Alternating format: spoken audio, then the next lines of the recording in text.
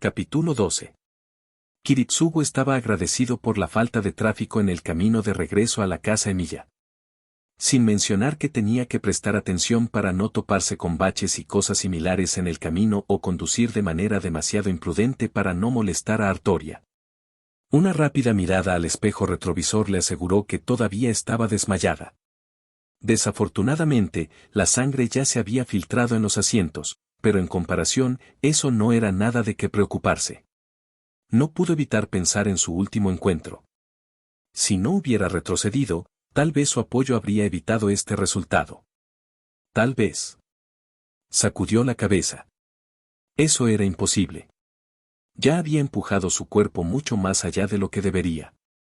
Incluso ahora, podía sentir el peso de la maldición devorándolo, debilitando su cuerpo día a día.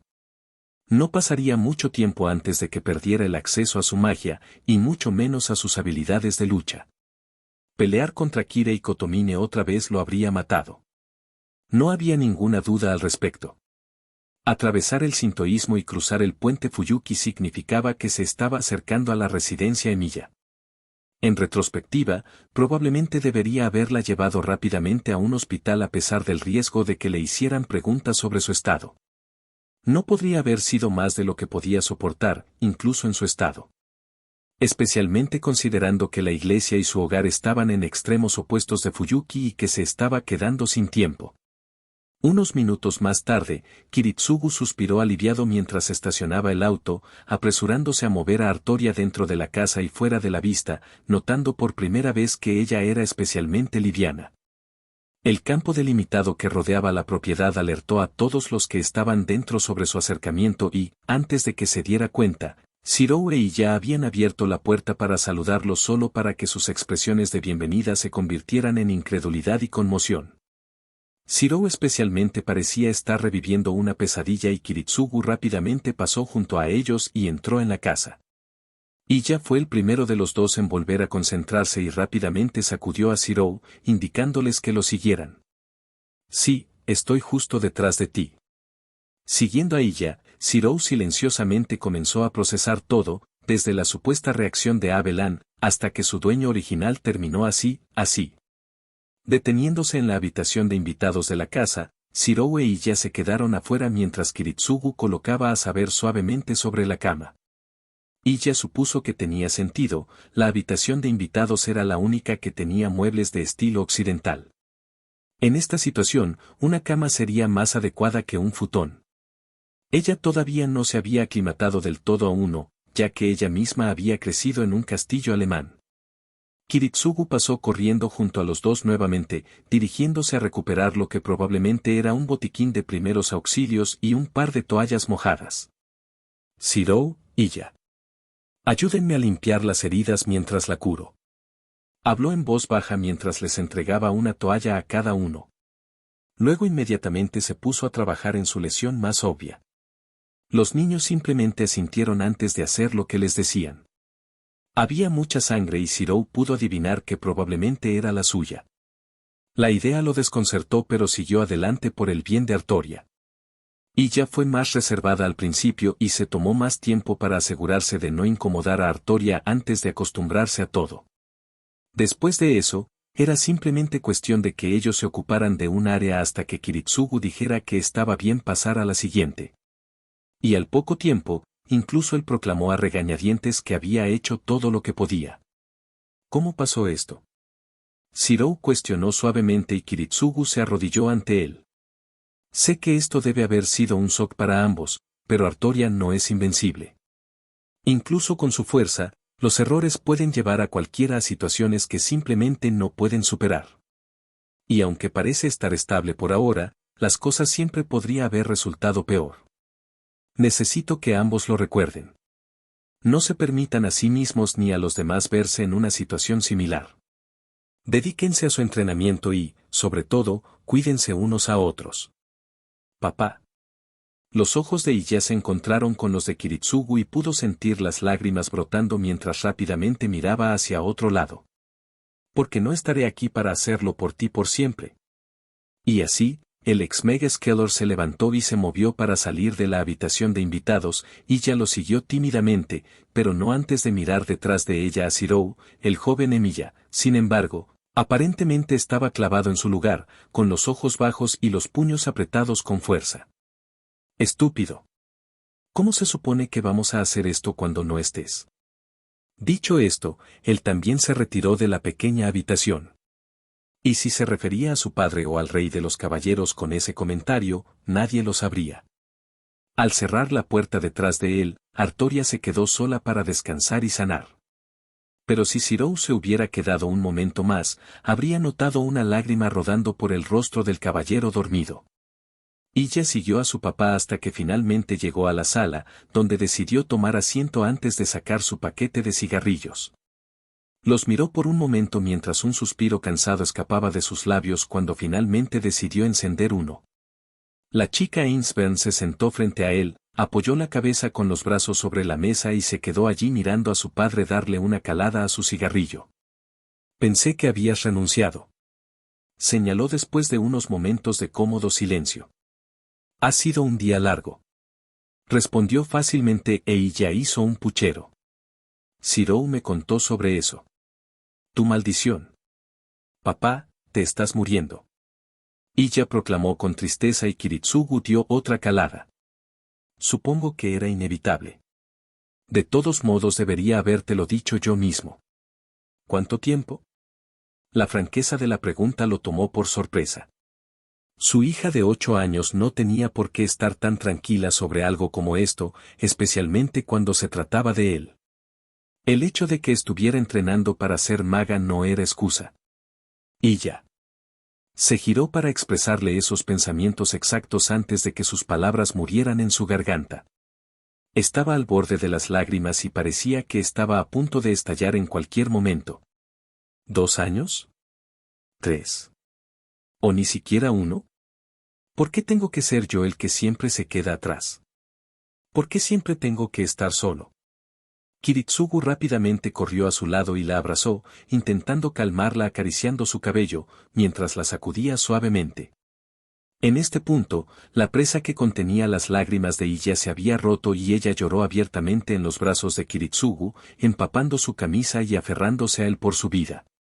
¿Por qué tengo que perderte justo cuando te recuperé? Cuestionó débilmente y el único consuelo que Kiritsugu podía brindarle era simplemente quedarse allí, abrazándola cerca mientras su hija desahogaba sus frustraciones con el mundo. Oh, Iya. No estará solo. Después de que Zero salió de la habitación de invitados, escuchó la conversación entre Kiritsugu e Iya. Decidiendo no interrumpir su discusión, se mantuvo fuera de la vista, simplemente observando la escena hasta que Iya se desmoronó en los brazos de Kiritsugu. Zero cerró los ojos y la ira se hizo cargo una vez más. Tanto Kiritsugu como Artoria. El grial no les había causado más que desgracias. Incluso Iya, que finalmente se había reunido con su padre, ahora se veía obligada a mirar mientras él sufría, para finalmente tener que despedirse una vez más. Incluso el propio Zero, cada vez que cerraba los ojos, las pesadillas lo perseguirían hasta llegar al final. Después de ver todo a su alrededor marchitarse y morir, ser incapaz de salvar a nadie y eventualmente descartar incluso a sí mismo solo para que su cuerpo pudiera sobrevivir, siempre llegaba al final. Habiendo colapsado por el agotamiento, miraba fijamente el cielo rojo oscuro mientras el grial continuaba arrojando las maldiciones que le arrancaban todo hasta que finalmente se despertaba bañado en sudor frío. Y cada mañana se recordaba a sí mismo que incluso en ese infierno había héroes que lo rescatarían. Héroes que podrían encontrar la verdadera felicidad con el acto de salvar incluso a una sola persona. Héroes con la fuerza para sacarlos del abismo. Héroes infalibles e ideales que realmente podrían salvar a las personas por el simple hecho de hacerlo. Excepto que no eran infalibles. Nadie realmente lo era. Tuvo que recordarse a sí mismo esa cruel verdad al recordar el estado en el que se encontraba Artoria cuando Kiritsugu la trajo a casa. Incluso papá es. Abandonando ese hilo de pensamientos, Zero se dirigió hacia el almacén en su patio trasero. Supuso que un poco de práctica podría hacer algo bueno después de un día como este. Gilgamesh estaba sentado en la azotea del edificio más alto del sintoísmo, contemplando casualmente la ciudad de Fuyuki desde arriba.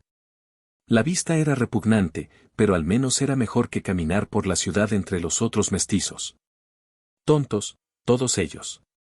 Continuar, llevar vidas sin sentido cuando podrían haber estado luchando por la grandeza. Esto no quiere decir que Gilgamesh creyera que esas personas pudieran lograrlo, pero de todos modos sería un objetivo admirable. Especialmente si condujo a la creación de algo exquisito. Un tesoro atemporal que incluso él quedaría lo suficientemente impresionado como para agregarlo a su bóveda. Tenía que admitir que, incluso durante la Cuarta Guerra del Santo Grial, los avances que la humanidad había logrado en materia de guerra no fueron del todo decepcionantes. Crudo, pero eficaz y con una cantidad decente de utilidad. Suficiente para que ese perro rabioso realmente les brinde algo de entretenimiento durante su encuentro en el aire. Sin embargo, no ser del todo decepcionante no fue suficiente. Y esa afirmación empezaba a encajarle como un guante a la civilización de esta época. Seguro que habían logrado evitar la extinción, pero en ese tiempo habían mancillado su jardín hasta quedar irreconocible. Eran incapaces de apreciar su belleza y los regalos que les ofrecería, siempre que la cuidaran. De hecho, el mundo era su jardín, y solo suyo para hacer con él lo que quisiera. Su desilusión con el estado de la humanidad no hizo más que crecer, y las pocas fuentes de entretenimiento que todavía tenía empezaban a molestarle más que a divertirle. Kirei fue un excelente ejemplo. El hombre llevaba años mintiéndose a sí mismo. Intentando encontrar algo que nunca estuvo allí en su búsqueda de la felicidad. Había estado buscando en el lugar equivocado. El rey de los héroes estaba más que feliz de darle un empujón en la dirección correcta si eso significaba que se convertiría en una mejor fuente de entretenimiento y había funcionado. Por un tiempo. No se dejó engañar. La destrucción que ocurrió en ese momento se habría evitado si el Grial hubiera sido completamente destruido. Y el maestro de saber no podría haber sido el responsable. No. El fuego que nació del contenido del Grial y destruyó las vidas de muchos solo pudo haber sido el deseo de Kirei Kotomine hecho realidad. ¡Qué hombre tan egoísta! Él fue quien desperdició su deseo en ese entonces, solo para querer volver a intentarlo para poder ver nacer esa plaga en la tierra. Mientras tanto, el hombre estaba más que satisfecho con hacer de la vida de la hija de Tokiomi una pesadilla. Al menos hasta que el Grial reapareciera y tuviera que concentrarse nuevamente en obtenerlo y hacer realidad su deseo. Gilgamesh, por otro lado, encontró que la forma actual de entretenimiento de Kirei era de mal gusto. Después de todo, Tokiomi fue asesinado por sus planes de traicionar al rey de los héroes. Su hija era completamente intrascendente a los ojos de Gilgamesh. En resumen, Kirei Kotomine admitió que había sido más divertido mientras luchaba por aceptar su naturaleza retorcida que cuando intentaba activamente causar desgracias a los demás en un intento de saciar su llamado a la crueldad. Al rey de los héroes le parecía bien siempre y cuando no complicara sus propios asuntos. No hace falta decir que los acontecimientos de hoy fueron innegablemente una complicación. La lamentable excusa de Kirei para el regalo había sido de mal gusto. Era más que capaz de encontrar otras formas, más discretas, de conseguirle una fuente de maná, aunque no es que la necesitaría pronto. El tesoro del rey sería más que suficiente para mantenerlo durante los años hasta la próxima guerra del Grial. Y al igual que el elixir del que se había visto obligado a desprenderse, había muchos artefactos similares que podían proporcionarle suficiente maná para no correr ningún riesgo. No solo eso, el propio Kirei tuvo que ser castigado tanto por salirse de la línea como por intentar robar uno de sus tesoros. Si Saber hubiera perdido la vida antes de que pudiera ver cómo la afectaba el estado actual del mundo, habría sido un desperdicio. También se había asegurado de que Kirei no tomara ninguna medida para deshacer su castigo. La espada que le había cortado la muñeca tenía una propiedad especial adecuada específicamente para la tarea. Conceptualmente, sería imposible deshacer el castigo que recae sobre un ladrón cuando se usa esa espada. Tendría que acostumbrarse a sus circunstancias. Eso también fue parte de su castigo. Desafortunadamente, lo único que podía hacer ahora era esperar nuevos acontecimientos. No sentía ninguna inclinación particular a controlar al niño o su progreso con su don. Siempre prefirió ver el producto final cuando estuviera completo. Mimarse observando el proceso también era de mal gusto. Sin mencionar que el maestro de saber probablemente la había llevado allí también. Que ella lo sintiera cerca no le sentaría bien después de hoy. Supuso que podría comprobar algunos de los lugares más notables de Fuyuki. No esperaba que saliera nada de eso, pero al menos era mejor que no hacer nada. Shirou cerró apresuradamente la puerta del almacén antes de hacer algo de espacio en el centro de la habitación. Cada día, en la casa se encontraban más y más electrodomésticos basura y inútiles de antes de las renovaciones. Finalmente, Kiritsugu los trajo a todos aquí. En retrospectiva, tal vez debería encontrar un mejor escondite para Merodach. Él no era el único que entraba y salía de este lugar y, eventualmente, alguien lo encontraría y comenzaría a hacer preguntas que no estaba particularmente dispuesto a responder. En cualquier caso, tuvo tiempo suficiente para resolverlo más tarde. Lo único que podía hacer por ahora era esperar a que Artoria mejorara. Solo ella podría arrojar luz sobre la situación, aunque Shirou tenía sus sospechas de que Kiritsugu también podría hacerlo. Pero mientras no dijera nada, no lo presionaría.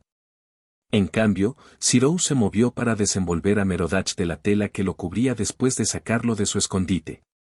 Una mirada rápida sobre él sin análisis estructural y Shirou se alegró de ver que seguía tan brillante como siempre.